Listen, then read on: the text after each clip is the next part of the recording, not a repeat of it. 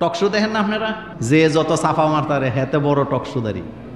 বাংলাদেশে টকশোতে যারা যায় দুই একজন তো ভালো আছে, আমি কথা বলি এভাবে গণহারে বলি না, কিন্তু সাফাবাজি ছাড়া টকশো করা যাবে না। কথা কর না কেন? টকশো করতে কি লাগে? এটা হেসা দিয়া হোক মিশা দিয়া হোক, যাতে সাফা নাই হাতের টকশোতে নিব কি করতে। ছাত্র জীবনে আমরা বিতর্ক অনুষ্ঠানে যোগদান করতাম, বিতর্ক অনুষ্ঠানে তো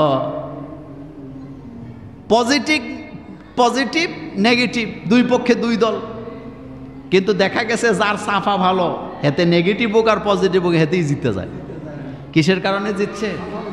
সাফাবাজির কারণে। কিন্তু একবার চিন্তা করি না, আমি যেই কথা বলি এ কথা রেকর্ড করেন কে?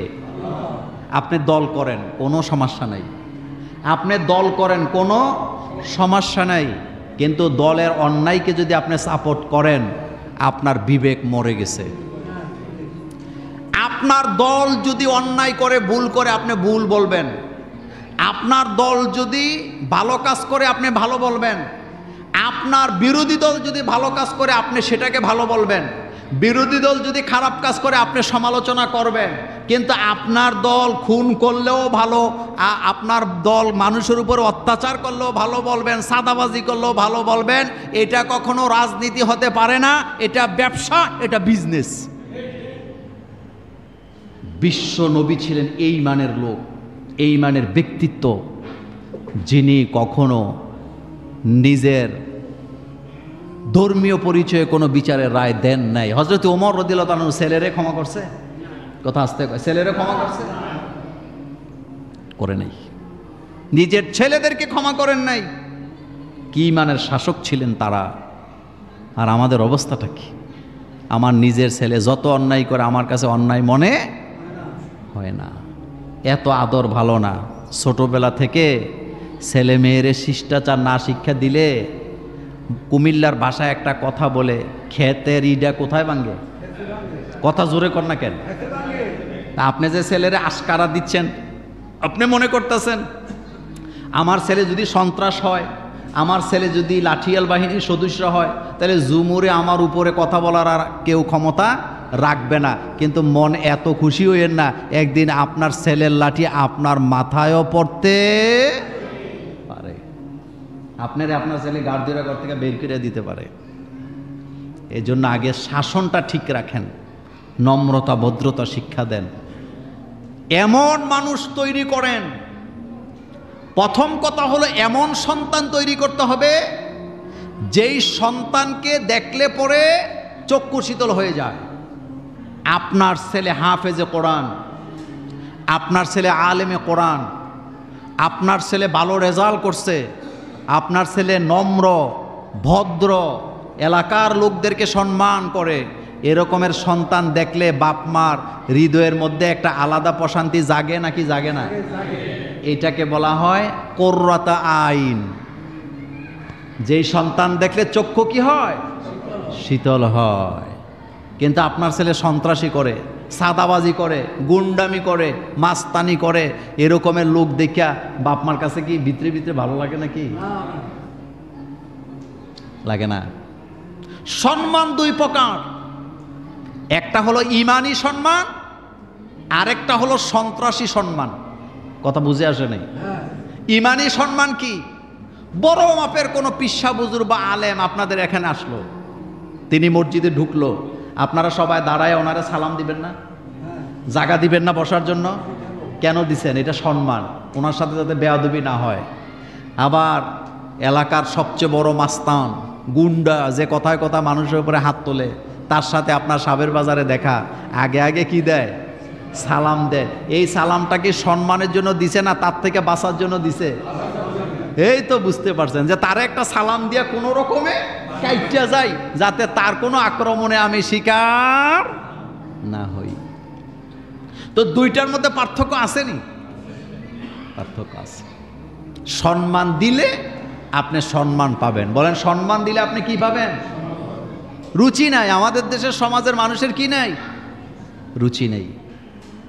রুচি যদি থাকতো এই সমাজের মানুষের, আমি মানে আশ্চর্য হই, বাংলাদেশের মানুষ, যুবক যুবতীরা ইদানিং যত শিক্ষিত হয় রুচি তত খারাপের দিকে যাচ্ছে। রুচির অবস্থা বেশি একটা ভালো না। আচ্ছা বলেন তো, একটা লোক তিনি পুরুষ, সে যদি নারীদের পোশাক পরে আপনাদের কাছে কি মনে হয় তার রুচি কি ভালো না খারাপ? এই রুচি কি নোংরা না? কোনো নারী যদি পুরুষের পোশাক পরে তার রুচি ভালো না খারাপ? অবশ্যই খারাপ। আর আমাদের এই পাপাচারের কারণে গজব দিবেন কে? এই যে বিমান দুর্ঘটনা বাংলাদেশে ঘটছে, এটা শুধু বাংলাদেশে ঘটে নাই।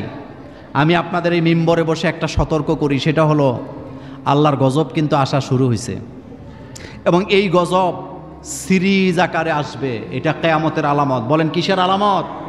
কারণ কেয়ামত কখন হবে এটা কেউ জানে না। এটা জানেন কে? আপনি কি জানেন এই বর্তমান পৃথিবীতে বর্তমানে ডেলি একটা করে বিমান দুর্ঘটনা হচ্ছে? ডেলি একটা করে হচ্ছে। আর ইসলাম ধর্মকে দুর্নাম করার জন্য দাদা বাবুরা চিরস্থায়ীভাবে লেগে আছে। একথা সত্য না মিথ্যা? আপনি চিন্তা করেন তো, বিমানের ভিতরে, কিসের ভিতরে? বিমান উঠছে আকাশে, বিমানের ভিতরে চিৎকার দিয়ে বলতেছে ডোনাল্ড ট্রাম্প ধ্বংস হোক, এরপরে কি বিমান ধ্বংস হোক, বিমান বোমা মেরে উড়াইয়া দিব, এরপরে আমেরিকা ধ্বংস হোক, চিৎকার দিয়ে দিয়ে বলতেছে। আবার নারে তাকবীরের স্লোগানও দিচ্ছে। কথা কি মনোযোগ আছে? কিসের স্লোগান দিতেছে? নারে তাকবীর, আল্লাহু আকবার। এই স্লোগানটা কার? মুসলমানের। কার?